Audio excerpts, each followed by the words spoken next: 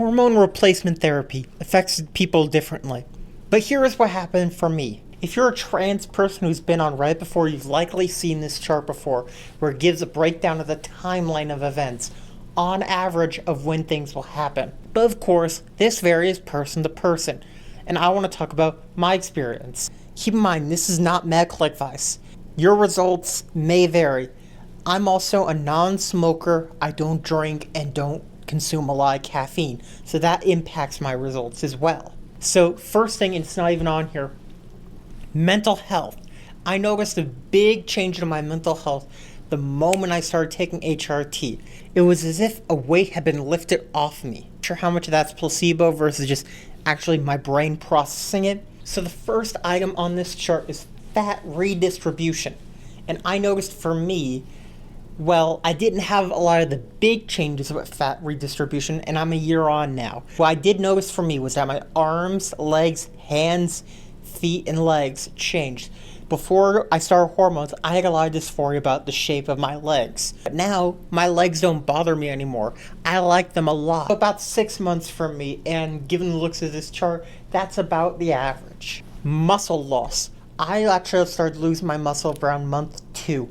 I noticed that certain things I was able to lift easily weren't easy to do so anymore. And to be clear, I have zero regrets about going on hormones. It's made me happier, and my depression's pretty much gone.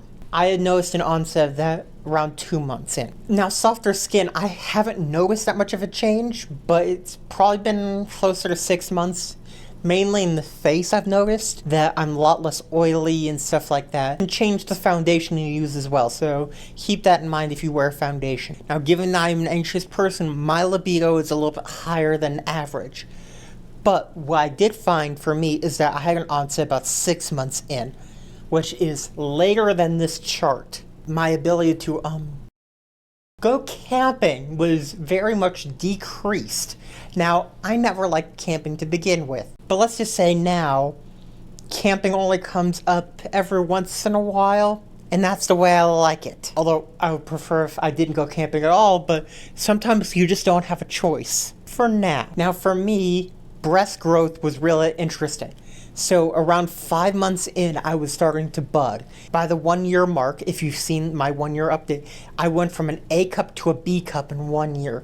And I know that's a lot of dramatic changes, but it's really made me happy. And guess what? I can cast a shadow. I can cast a shadow.